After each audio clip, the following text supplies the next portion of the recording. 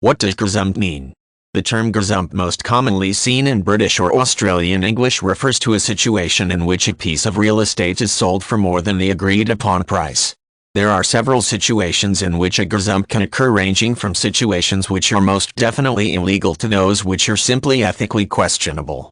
Gazumping usually occurs when the market is hot, while when the market is depressed it is possible to see a gazumper in which a buyer abruptly lowers the offering price at a critical stage of negotiations.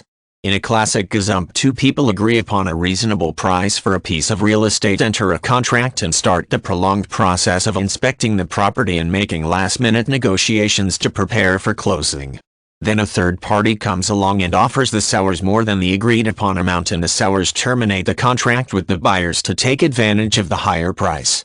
While this practice is not necessarily illegal, it is generally viewed as not very polite as long as both parties were negotiating in good faith before the gazumps occurred. On the more illegal end of things, a buyer might be caught in a scam in which he or she thinks that a gazump might be about to occur, thereby pushing the buyer into offering a higher price or to avoid losing the property. This scam is usually perpetrated by an unethical seller who enlists assistance to convince the buyer that someone else is offering more for the property. If a buyer can prove that he or she was pushed into offering more because of a scam, there may be legal consequences for the perpetrator of the scam. The gazump is most commonly seen in crunched real estate markets where prices are constantly rising. Reluctance to formalize a contract on the seller's part can indicate that the seller is holding out for a higher price and should alert buyers to the fact that they may be making a deal with someone who will readily dump them for a higher price. On the flip side of things, sellers may feel entitled to put their properties back on the market or to accept another offer if they feel that the buyers are not acting in good faith or that the buyers are dragging their heels unreasonably.